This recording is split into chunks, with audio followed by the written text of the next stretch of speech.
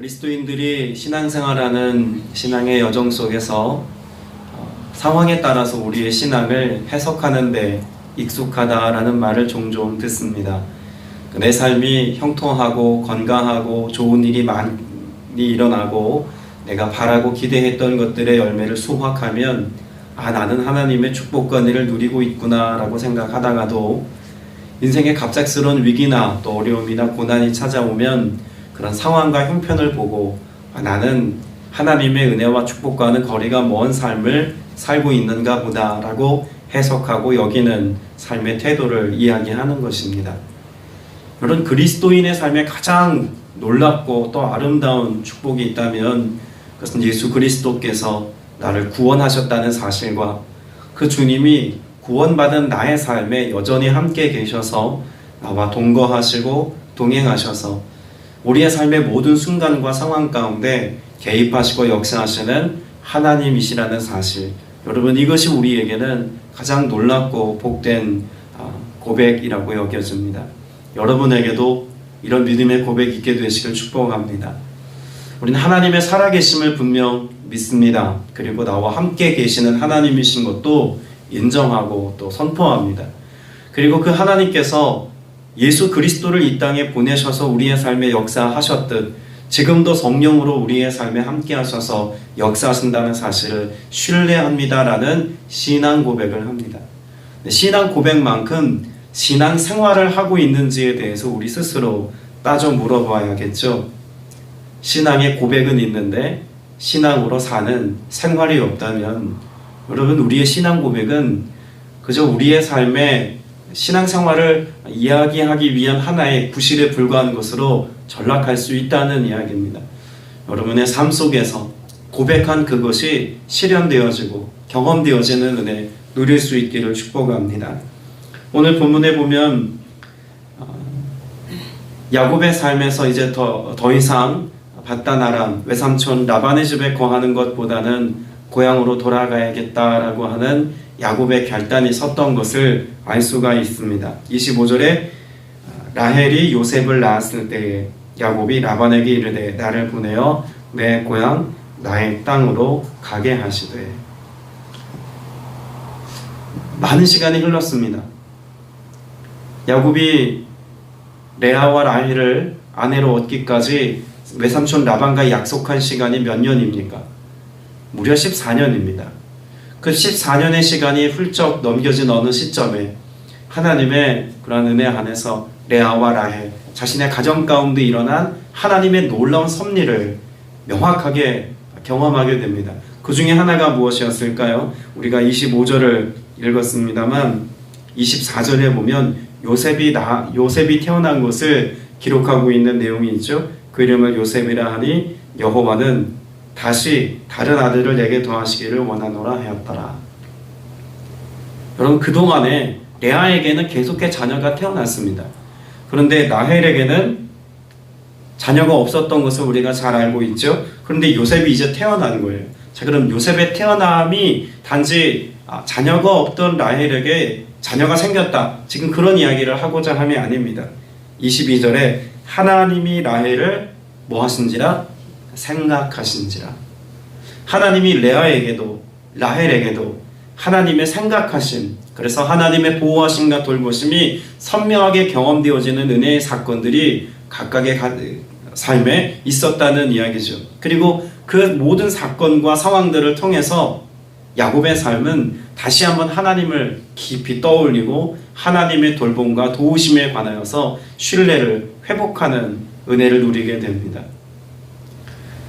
밧단 아람에서 보냈던 십수년의 삶, 야곱은 하나님께서 그 어렵고 힘든 시간을 보내는 동안에도 나와 함께 하셨고 내 가족들과 함께 하셨고 이 가정 안에 놀랍도록 일하시는 하나님이신 것을 명확하게 깨닫고 알게 되는 사건을 지속해 경험했다는 것을 보여주는 것이죠. 여러분, 그러나 그의 삶에는 단지 밧단 아람에 머물면서 그와 같은 하나님의 일하심을 보기를 원함이 아니었습니다. 야곱의 삶에는 하나님의 일하심이 성취되어질 그 본향으로 돌아가고자 하는 믿음의 태도가 있음을 알 수가 있죠. 그래서 25절에 나를 보내어 내 고향 나의 땅으로 가게 하시되라고 말씀합니다. 여러분, 창세기 30장 25절에 기록되어져 있는 이 야곱의 고백은요, 야곱의 시선이 지금 내 삶의 손에 쥐어진 물질적인 축복이나 혹은 내 삶에 하나님의 일하심으로 내가 얻게 된 자녀들이나 여러분, 이와 같이 눈에 보이는 것에 가치를 두고 살지 않음을 잘 표현해주고 있는 말씀이라고 보여집니다.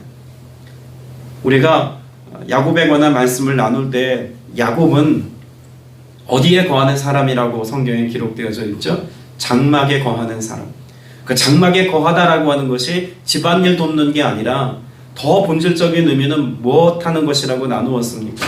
하나님의 말씀을, 하나님의 언약을 듣고 배우고 또 알아가는 시간을 그가 늘 선택하고 사모했다는 것을 우리가 먼저 나누지 않았습니까?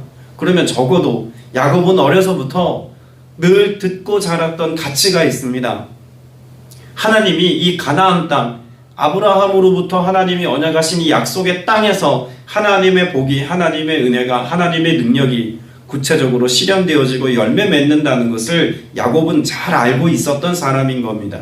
그러면 이 밧단 아람에서 그가 가정을 이루고 또 하나님의 일하심을 보았어도 그의 소망과 그의 기대와 그 삶의 가치는 늘 밧단 아람이 아닌 어디에 있었습니까? 약속의 땅 가나안에 있었다는 것입니다. 그래서 하나님의 일하심이 명확하게 드러나고 다시 한번 하나님께서 그 생명의 주권자 되셔서 태의 문을 닫아두셨던 그 하나님께서 라헬에게도 태의 문을 열어 하나님의 놀라우신 역사를 경험하게 하신 것처럼, 마치 아브라함에게 그랬던 것처럼 또 이삭에게 그랬던 것처럼 야곱에게도 생명의 주권이 하나님께 있다는 사실을 명확하게 드러낸 그 사건 이후에 하나님의 언약을 떠올리고 하나님께서 그로 하여금 약속하신 땅, 그 가나안 땅을, 그 고향 땅을 다시 밟고 나아가 그곳에서 하나님의 은혜를 실현하고자 믿음의 가치를 선택합니다. 하나님께서 우리에게 허락하신 은혜의 때가 이 땅에서 유한하게 누구에게나 주어져 있습니다. 누구나 다 이 땅에서의 삶을 우리가 향수하며 살지 않습니까? 그러나 이 땅의 삶은 유한합니다. 우리의 본향은 천국이다라고 하는 사실을 분명히 성경은 우리에게 말씀해 주고 있죠. 때문에 우리의 삶의 가치는 어디에 빗대어 늘 생각해 보아야 합니까? 하나님의 나라, 영원한 본향, 다시 오실 예수 그리스도를 우리가 대망하는 마라나타의 신앙, 여러분, 이런 영적인 가치들을 가지고 오늘의 삶을 해석하고 오늘의 삶을 이해하고 오늘을 우리가 살아내야 한다는 겁니다. 당장 내 먹을 것, 마실 것, 입을 것, 오늘 이 땅에서 내가 향유하는 것에 대하여 집착하며 살아가는 것이 아니라 영혼의 삶을 살게 하신 그 하나님이 영생을 허락하셔서 믿음의 가치를 따라 살게 하신 그 본향을 지향하는 삶, 하나님을 대망하는 삶, 여러분, 이와 같은 영적인 가치와 믿음의 태도를 가지고 살아가는 것이 우리의 삶의 자세이어야 한다는 것을 분명히 말씀해주고 있는 겁니다. 잠시 머무르는 밧단 아람의 삶을 기꺼이 그가 손에서 놓고 고향 땅을 향했던 것처럼 여러분, 이 땅에서의 삶의 것에 집착하며 욕심내며 오늘을 살아가는 것이 아니라 하나님께서 내게 허락하신 시간, 나그네와 같이 살아가는 우리의 삶의 지경인 이 땅에서의 삶을 어떻게 하나님의 이름을 영화롭게 할 것인가, 어떻게 하나님의 뜻을 이룰 것인가, 여러분, 이와 같은 삶의 목표와 목적을 가지고 오늘을 살아가는 은혜가 있게 되시길 축복합니다. 25절의 야곱은 재산이 많은 상태였을까요? 아니면 아직 소유가 넉넉하지 않은 상태였을까요? 25절에서 고향으로 돌아가려고 하는 야곱의 이 고백이 있을 때는 아직 그의 소유가 많지 않을 때입니다. 어디서 그것을 명확하게 알 수 있냐면 30절 말씀에 보면 그러나 나는 언제나 내 집을 세우리이까 라고 고백하죠. 집을 세운다라고 하는 의미 안에는 그가 그 가족들, 가솔들을 자신의 경제력으로 책임질 수 있을 만큼의 형편이 아직 아니다라고 하는 것을 말해주고 있는 겁니다. 십수년을 그렇게 살아가는 동안 가장으로서 자신의 재산과 부를 축적하지 못했던 여러분 야곱의 삶, 여러분 야곱이 하나님께 대하여 자칫 원망할 수 있는 상황이었다는 것을 우리가 알 수 있는 대목이 있습니다. 말씀을 보면 26절에 27절 말씀까지 26절 27절에 보면 야곱이 뭐라고 지금 고백을 하고 있는 것을 우리가 알 수 있냐면 라반의 입술을 통해서 듣게 하죠. 여호와께서 너로 말미암아 내게 복 주신 줄을 내가 깨달았노니. 여러분, 지금 복을 누가 받은 겁니까? 야곱이 아니라 라반이 받은 겁니다. 그리고 야곱이 이야기하죠. 29절에도 보면 내가 어떻게 외삼촌을 섬겼는지라고 말합니다. 자, 그러면 종합해 보면 우리가 이렇게 이해할 수 있겠죠? 하나님께서 야곱으로 하여금 바단 아람에 가게 하셨습니다. 그리고 그곳에서 가정을 이루게 하신 하나님의 은혜를 그가 누리는 동안 라반과 계약을 맺습니다. 무려 14년 동안. 아내를 얻게 된다면, 두 딸을 아내로 맞이하게 된다면 내가 라반을 위해서 헌신하겠다라고 하는 약속을 하죠. 계약입니다. 그리고 그 계약을 야곱은 성실히 이행했습니다. 그 계약을 성취하는 동안 그 모든 야곱을 통한 복은 야곱의 것이 되는 것이 아니라 누구의 것이 되게 했습니까? 라반의 것이 되게 했습니다. 여러분, 그렇다면 하나님의 약속을 따라 왔던 그 길에서 그는 아무것도 갖지 못한 상황에 나를 통해서 도리어 라반이 축복받는 것을 보면서 원망하지 않겠습니까? 하나님, 나를 복 주셔야죠. 하나님, 나를 형통케 하셔야죠. 하나님, 나에게 약속하신 것을 내게 신실하게 이루어서 내가 그것을 누리는 삶을 살게 하셔야죠. 나는 못 누리고 나를 복되게 하셔서 이것을 통해서 라반만 형통케 하시다니요 라고 원망할 수 있을 상황이라는 겁니다. 그런데 야곱은 원망하지 않습니다.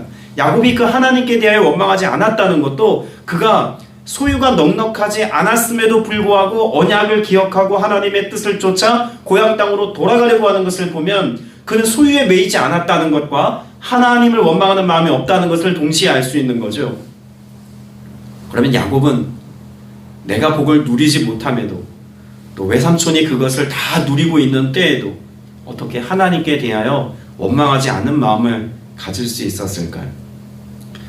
야곱에게 복은 야곱에게 그가 형통의 축복을 누리는 것보다 더 중요한 것은 하나님의 일하심을 보는 것이었습니다.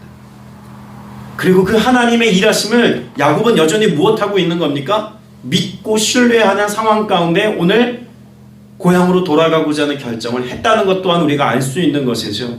하나님이 그 태의 문을 닫아두었던 라헬의 태를 열어서 그에게도 아들이 있게 하시는 생명의 주권자 하나님이시라면, 그래서 이 모든 상황과 형편 가운데 우리의 가정으로 하나님을 경외하는 삶을 살게 하시는 이 은혜의 때를 누리게 하셨다면 소유의 문제에 있어서도 가정에 집을 세우는 이 모든 과정에 필요로 하는 것도 누가 채우실 것을 신뢰하는 겁니까?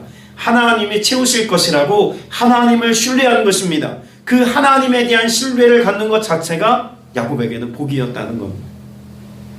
여러분, 우리의 삶의 복은 소유를 통해서 형통의 삶의 내용을 통해서 증명되는 것이 아닙니다. 그것도 하나의 방편이 되기도 합니다.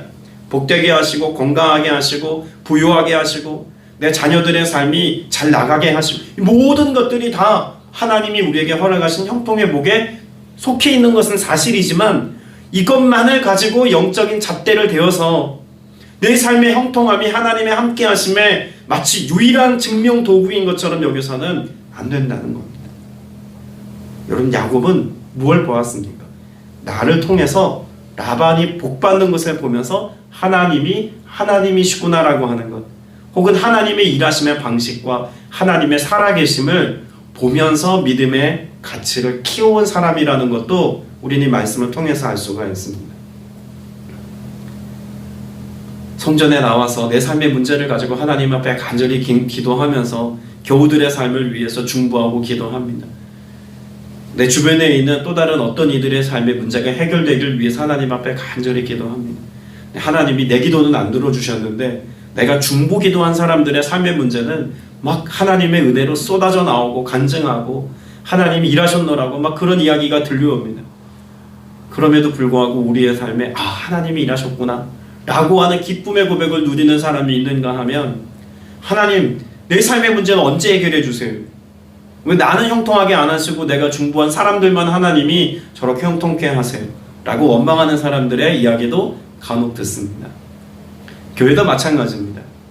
교회 공동체도 부흥하는 교회, 성장하는 교회, 뭔가 하나님의 그러한 은혜로 좋은 것들을 많이 누리게 되어진 어떤 교회 공동체들을 봅니다. 그러면 한국교회를 위해 기도하는 작은 교회 공동체 안에 있는 목회자들 가운데는 하나님 이 민족과 이 땅의 역사를 위해서, 한국교회를 위해서 이렇게 애쓰고 기도하고 있는데 하나님 우리 교회는 언제 땅 사고 교회 짓고 뭔가 좋은 것들을 누릴 수 있겠습니까? 이런 고백을 하시는 분들도 종종 듣습니다. 여러분, 우리의 삶에 지금 내가 당장 누리는 것만이 축복이라고 여기면, 내가 원하는 것을 내가 소유하고 내가 원했던 것들을 내가 내 눈으로 목격해야만 이것을 은혜라고 여긴다면 우리는 매일매일의 삶 속에서 하나님의 일하심을 경험하는 것을 다 경험하며 누리지 못할지도 모릅니다. 그런데 여러분의 기도가 확장되어져서 내게만 주목되는 기도가 아니라 나를 통해서 일하시는 하나님을 경험하고 나의 기도와 간구를 통해서 역사하시는 하나님의 은혜를 누림이 복인 것을 알아서 나의 기도 제목뿐만 아니라 내 주변과 또한 우리 주변에 속해 있는 것들을 위해서 기도할 뿐만 아니라 그 기도가 확장된 모든 지경에서 역사하시는 하나님을 볼 때에, 여러분, 이것이 은혜임을 아는 사람은 여러분 하나님의 살아계심과 그 은혜를 더 풍성한 은혜 가운데 누리는 삶을 이어가게 될 줄로 믿습니다. 그런 점에서 저는 여러분의 삶에 내가 누리는 하나님의 은혜도 복으로 경험하지만 나를 통해서 나의 기도와 내 신앙의 가치를 따라서 내 주변이 함께 하나님의 은혜를 누리는 이 영적인 가치 안에서 하나님의 일하심으로 기뻐할 수 있는 여러분 다 되시기를 주님의 이름으로 축복합니다. 여러분, 이와 같은 야곱의 결단과 신앙의 태도가 있었기 때문에 야곱은 하나님의 말도 안 되는 놀라운 하나님의 섭리 가운데 부욕해 하심 또한 경험합니다. 30장 후반부에 보면 야곱이 그렇게 고향 땅으로 떠나가게 되어질 어떤 즈음에 외삼촌과 거래하는 장면이, 계약을 맺는 장면이 또 등장하지 않습니까? 37절 이하에 보니까 야곱이 버드나무와 살구나무와 신풍나무와 푸른 가지를 가져다가 그것들의 껍질을 벗겨 흰 무늬를 내고 그 껍질 벗긴 가지를 양떼가 와서 먹는 개천의 물 구유에 세워 양떼를 향하게 하며 그때가 물을 먹으러 올 때에 새끼를 베니 가지 앞에서 새끼를 뱀으로 얼룩얼룩한 것과 점이 있고 아름진 것을 낳은지라라고 말합니다. 어떤 계약이 있었습니까? 점이 있고 아름진 것은 야곱의 것이 되게 하고자 하는 그런 계약이 있었던 거죠. 자, 그런데 37절, 38절, 39절에 나와 있는 이 내용이 지금으로 따지자면 과학적 근거를 가져서 증명될 만한 어떤 일일까요?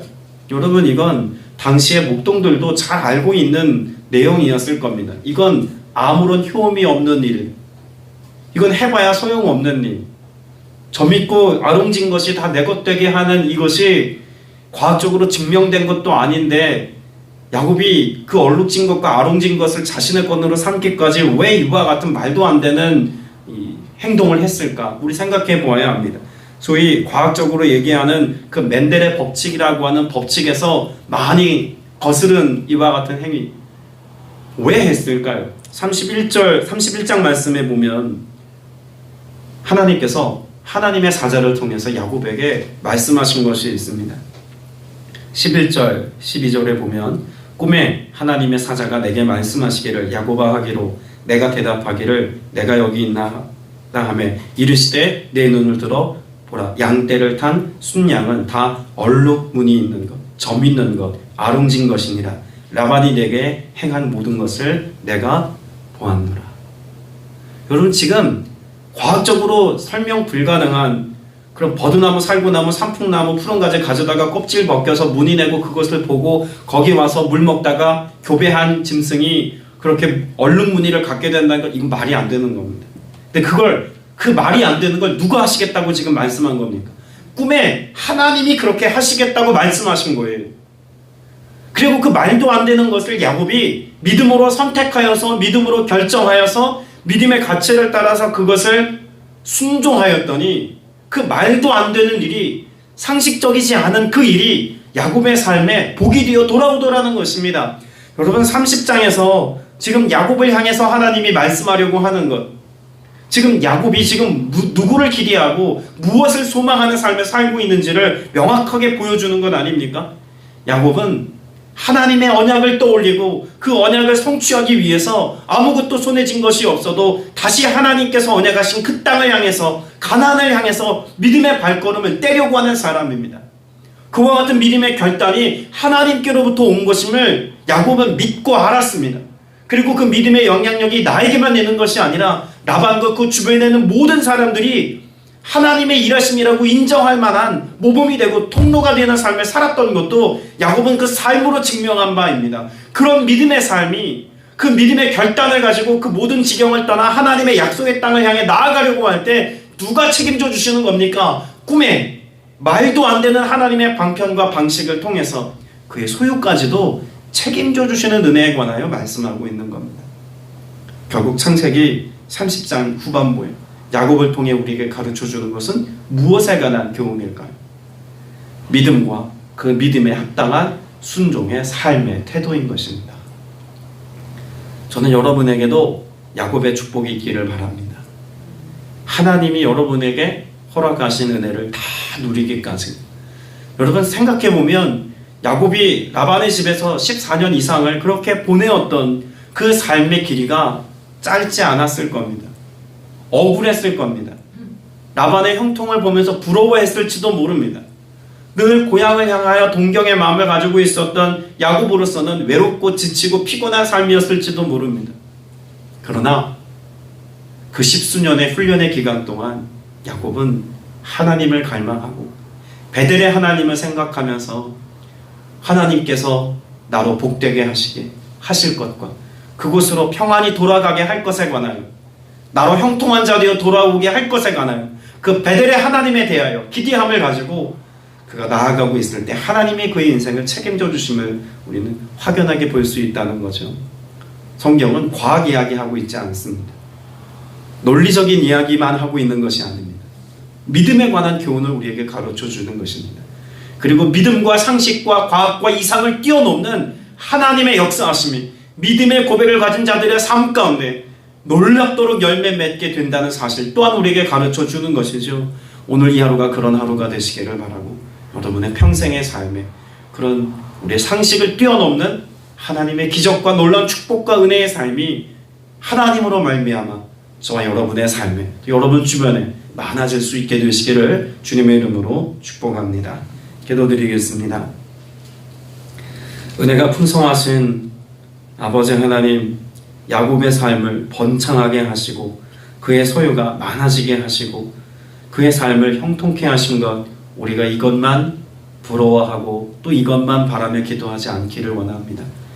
하나님의 언약을 그 마음에 담고 베델의 하나님을 떠올리며 하나님께로, 하나님의 약속이 있는 그곳으로 그의 형편과 상황을 보지 아니하고 믿음으로 그 길을 선택했던 야곱의 삶에 결국 하나님께서 번창함과 소유의 넉넉함과 형통의 삶을 허락하셨다는 것을 우리가 알아서 우리들 또한 그 하나님을 향하여 대망하는 마음과 하나님께서 행하실 일들을 기대하며 소망하는 믿음의 가치를 따라 오늘을 살게 하여 주시옵소서. 오늘도 그 믿음의 가치를 따라 살아가는 주의 백성들에게 풍성하고 합당한 열매 더하실 것을 믿습니다. 주님께 삶을 맡기며 믿음의 고백을 가지고 귀한 힘을 구별하여 드린 지체들이 있사오니 그 손길 복되게 하시고 그 가정과 삶의 형통의 복을 누리게 하시되 그 주체가 하나님이신 것을 온전히 믿는 믿음의 삶 또한 살게 하여 주옵소서. 우리 모두를 향한 하나님의 은혜 허락하심 감사드리옵고 예수님의 이름으로 기도드렸사옵나이다. 아멘.